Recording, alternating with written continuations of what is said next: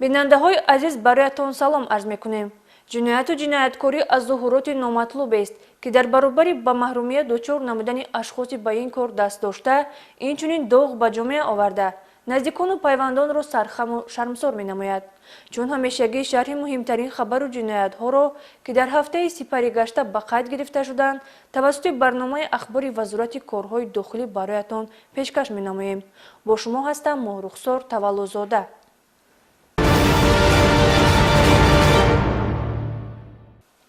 кирдори ҷиноятӣ дер ё зуд ошкор гардида, содиркунандаи он ҳатман ба ҷавобгарии ҷиноятӣ кашида мешавад. кормандони шуъбаи вазорати корҳои дохилии як дар ноҳияи Рӯдакӣ дар натиҷаи доир намудани маҷмӯи чорабинҳои оперативии ҷустуҷӯӣ як ҷинояти одамкуширо ошкор намуданд, ки соли 1995 содир шуда буд.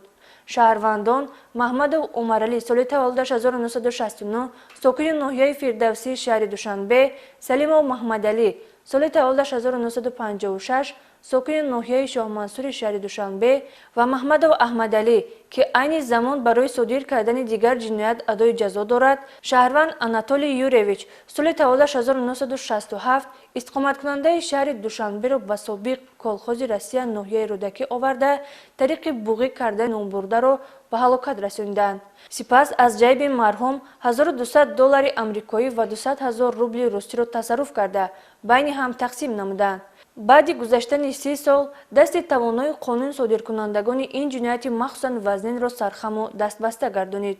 оид ба ҳолати мазкур дар прокуратураи ноҳияи Рӯдакӣ парвандаи ҷиноятӣ мавриди тафтиши пешакӣ қарор дорад ва гумонбарон ба ҳабси пешакӣ гирифта шуданд.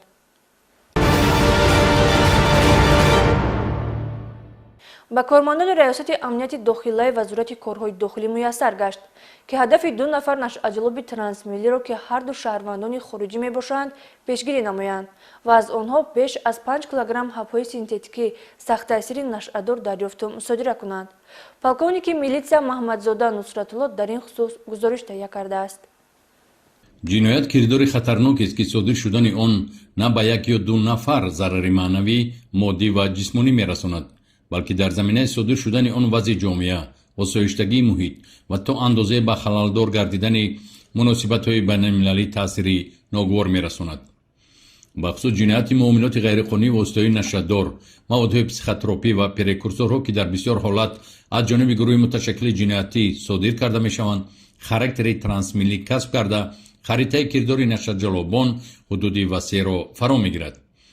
амалисозии чорабинҳои оперативии кормандони раёсати амнияти дохилии вазорати корҳои дохилии ҷумҳурии Тоҷикистон дар маркази маъмурии вилояти Суғд шаҳри Хуҷанд ошкор кард, ки як гурӯҳи муташаккили ҷиноятии нашъаҷалоб дар ҳайати шаҳрвандони яке аз давлатҳои Осиёи марказӣ ва кишвари Булғория ба хариду фурӯш ва интиқоли моддаҳои психотропӣ машғул буданд. Я Турсунбаев Маъруфҷон Дӯстбутаевич. қаблан барои пайдо кардану интиқоли воситаҳои нашъадор тариқи телефон бо як рафиқамон маслиҳат карда будем. бо рафиқам омадем ба Тоҷикистон шаҳри Хуҷанд. шаб дар меҳмонхона истодем. маводҳои нашъадорро аз рафиқамон гирифта дар пинҳонгоҳҳои махсус ҷо карда то ба хориҷа мебурдем. барои таъмини маводҳои нашъадор шарики мо Димитрий Начев, ки шаҳрванди кишвари Булғория аст, уҳдадор буд. Баҳром Файзуллоҷон Икрамович. мақсад доштем аз ҳисоби фурӯши воситаҳои нашъадор маблағи калон ба даст оварда барои худ автомошинаи камаз харидорӣ бикунем. ҳангоми дастгир кардани 2 нафар аъзои гурӯҳи муташаккили нашъаҷалоби трансмиллӣ 10084 адад ҳабҳои психотропӣ мусодира карда шудааст.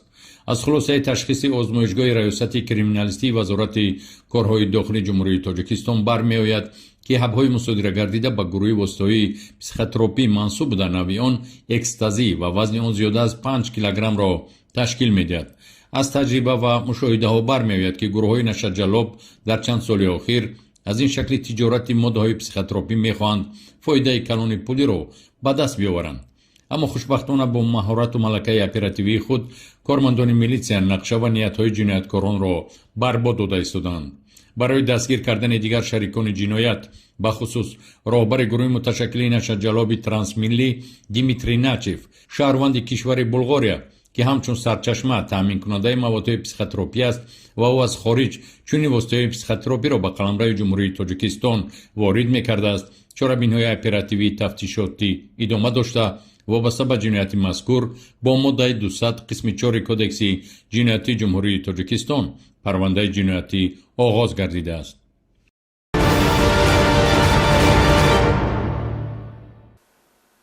کارمانان رئاستی گفتگوی جنایتی وزارت کارهای داخلی در نتیجه کارکرد اخبارات اپراتیو و گذراندن مجموعه چورابین‌های اپراتیو جستجویی معاملات غیرقانونی واسطه نشأه‌دار سینتتیکی کریستال را در حدود شهر دوشنبه پیشگیری نموده از گروه نشأه‌جلبان یک مقدار واسطه نشأه‌دار نماد متامفتامین کریستال مصادره نمودند.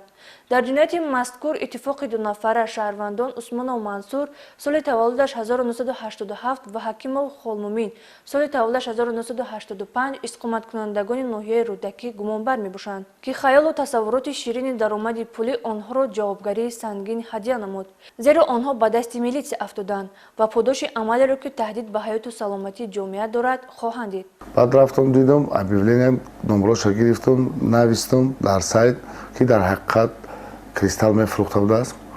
یک بار دو بار گرفته بود. بعد پس همین چند روز پیش در سایت نوشتم که سایت جواب داد گفت داریم. از بس که کارت دوشنبه سیتی نداشتم همسایه‌ام رو زنگ زدم. همسایه‌ام به نام خالمومین آمد. گفتم در کارتت سوم پارتون اجا پریود کردن در کل مالش گفت در کارتش 1300 سوم پارتوفتون. بعد سایت به ما صورت و آدرس داد местоположение. رفتم دیدم که در همونجا بوده است کریستال گرفتم که کارمندان میلیسیا ما را دستگیر نمودند. وابسته به کردار صادر نموده این نفران پرونده جنایتی آغاز گردیده در پیشبرد تفتیشات قرار دارد.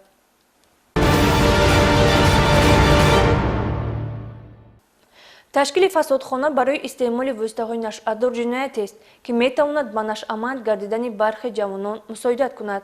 کارمندان رئاستی مبارزه ضد گردش غیرقانونی مواد مخدر وزارت کارهای داخلی یک دلیل تشکیل حجره اجاروی را به فسادخانه آشکار نمودند. 4 نفر گمانبر و استفاده برندگان واسطه‌های نشأه‌دار بازداشت و به مقامات میلیسیا دسترس کرده شدند. گزارش در این خصوص.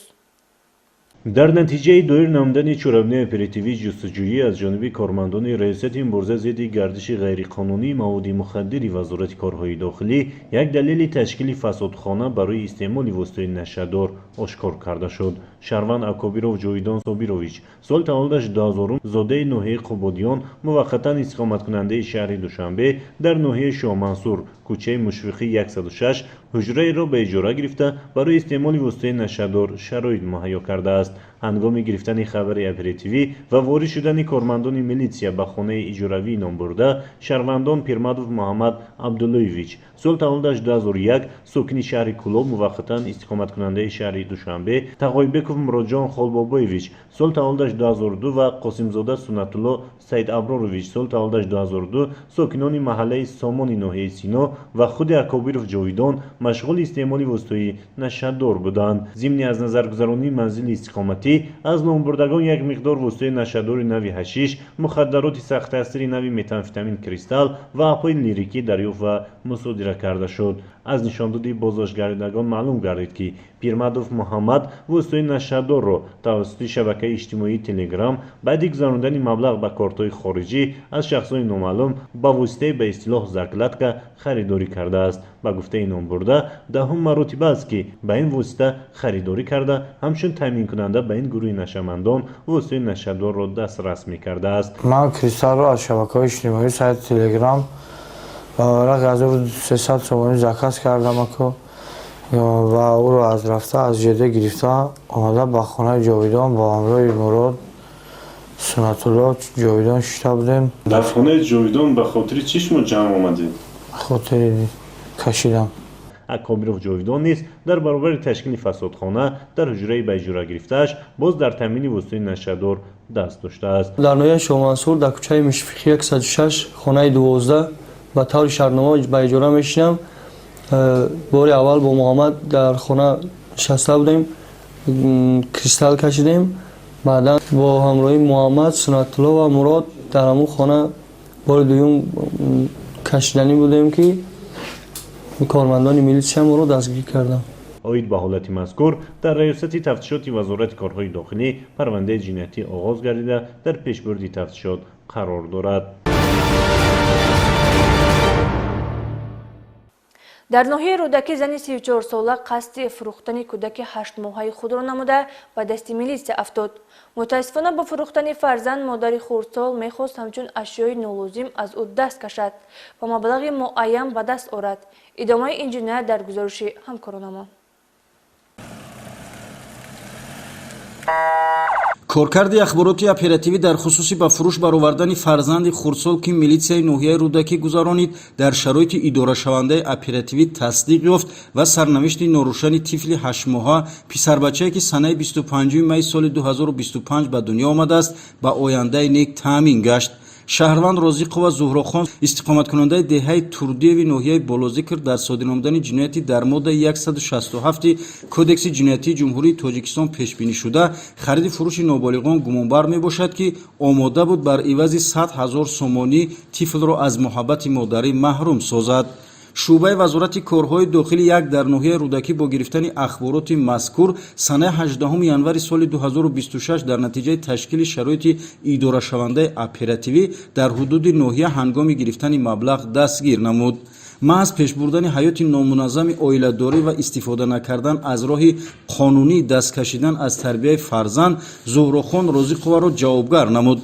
در زمان ترقیات علم و تکنیک ساحه طب و تندرستی پیدا کردن اصولهای پیشگیری از تولد غیر انتظار مشکل نیست، اما شهروند رازیقова راهی را انتخاب نمود که در برابر جنایت بودن نفرت آور است.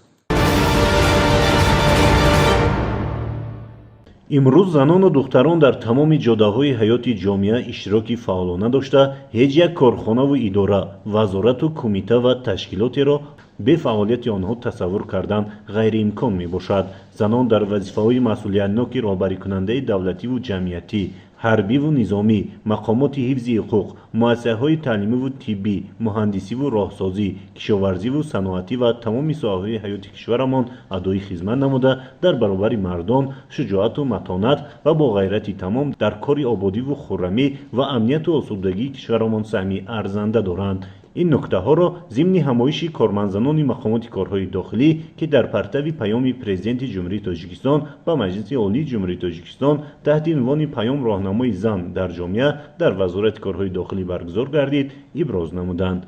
در این چاره‌بینی رهبریت وزارت کارهای داخلی، نمایندگان کمیته زنان، حرکت وحدت ملی و احیای تاجیکستان، سابقه‌داران مهنت و کارمندزنان مقامات کارهای داخلی اشتراک نمودند. ذکر گردید که در مقامات کارهای داخلی سهم زنان در آشکار و پیشگیری جنایتکاری و حفظ ترتیبات جمعیتی و تامین امنیت و بخطری شهروندان نظررس بوده آنها در وظیفه‌های مسئولیتناک رهبری کننده نیز با سربلندانه ادای خدمت می‌نمایند. زنان و بانوان تاجیک در سمت مبارزه با خرافات و بیگانه پرستی حصه شایسته خود را می‌گذارند و دستور هدایت‌های پیشوای معظم ملت محترم امام علی رحمان را سرمشق کار خود قرار داده برای پیشرفت وطن، آسوده حالی جامعه، حفظ حقوق آزادی شهروندان فعالیتی با ثمر دارند. زن کارمندان وزارت کارهای داخلی جمهوری تاجیکستان برای امروز و فردای نیکی آینده درخشان کشور در یکجایگی با فعالان، شخصان با نفوذ آبرومند محل برای پیشگیری مبارزه بر ضد جنایتکاری، دیگر حقوق ویرانکنی‌ها، حرکت‌های نامطلوب، حرکت‌های اکستریمیستی و تروریستی زوراوری بی‌طرف نایستاده استوارانه قدم به قله‌های مراد می‌نهند و تاجیکستان عزیز را به یکی از دولت‌های تاریخ کرده جهان آورده می‌رساند. بزرگی زن مادر در رسالت تربیتگری و اقدام تشبس‌های سازندگی و بنیادکاری او تجسم می‌یابد، زیرا در همه دور و زمان زنان با خصلت نجیب تربیتگری خود همیشه جامعه را به پاس داشتن ارزش‌های عمومی بشری، صلح و ثبات، وحدت، دوست داشتن وطن، اینچنین به کار و عمل‌های نیک و سازنده دعوت می‌کردند و امروز نیز این رسالت را آنها به ذمه دارند. صلح بین المللی امن و عرفان حقوق حل خود را یافت اندر سازمان آن حقوق گشته چون مجموع محصولات داخل به زیاد نیز بالا رفت از برنامه سطحی اقتصاد اهل کشور را شماره نزد 11 میلیون هم دراز عمری خلق افزود هم شد شادمان پیشوا تدبیر جست و داد بر خلق امتیاز حل بگردد بحری رشد از هر یک راز و نیاز یافت راهی حل به مردم مشکلاتی وضع برق چون شود راغون شمال است از شمالش تا به شرق دور از افراط ها گردیم و هر ظاهر پرست این همه خود دشمنی قتال مردم بود و هست عرض سربر بر پدر مادر بحر فرزندان ادب بدهند و علم و ننگوار گفت نوروزی بگردد مرکزی بین الملل یافته هر سال با هم دوستی ها راه حل عهد شد سازیم تا قانونی عاری و تبار این قرار اهل ضیا این قوم را آید کار نیز گفتا رفت بالا باز هم نقدی معاش اهل کشور زندگیش خوش و خوشتر بود و باش شد نهانی شاهد خود شخصی حال اندر پیام از نوای و از نگاهی پیشوا و شادکام بالا بردن موقع زنان در جامعه، حقوق گندری و مقام خاصه داشتن آنها در جمهوری تاجیکستان یکی از سمت‌های مهم سیاست دولت به حساب رفته از جانب پرزیدنت کشور محترم امامعلی رحمان نسبت آنها پیوسته غمخواری ظاهر کرده می شود. مقام زن، رعایت و حمایت حقوق او در قانونگذاری کشور، سندهای معیاری و حقوقی بین المللی که از طرف جمهوری تاجیکستان اعتراف کردند، عملی نمودن آنها از طرف دولت با واسطه مقامات صلاحیت‌ناک او تامین کرده می شود. ابراز گردید که کارمندان مقامات کارهای داخلی جمهوری تاجیکستان با مقصد ارزش‌گذاری به ارزش‌های ملی از جمله سر و لباس ملی، عملی سازی طلبات و مقررات قانون‌های ملی، پیشگیری کردن بیگانه پرستی از جمله سر و لباس و آیین‌های برای مردم ما بیگانه صحنه ارزنده دارند. در انجام چاره‌بینی با باوری اظهار گردید که بانوان وزارت کارهای داخلی من بعد نیز وظیفه خدمتی خود را با حیثیت بلندی کسبی و میهن پرستی، انتظام نمونوی و صادق بودن به سوگند اجرا می‌نمایند. مردانگی، بزرگی، خیرات، ناترسی این جنسیت ندارد. در فلسفه بزرگسالاری، در فلسفه قوی ارادگی، در فلسفه ناتسلیمی، در فلسفه غیوری و جسوری و محبت و شجاعت وطن پدیده با عنوان جنسیت وجود ندارد. هیچگاه در وجود است. و میگویم که یگانه چیزی که سرحد ندارد این شرف است، این ناموس است، این اراده است. شرف و شما.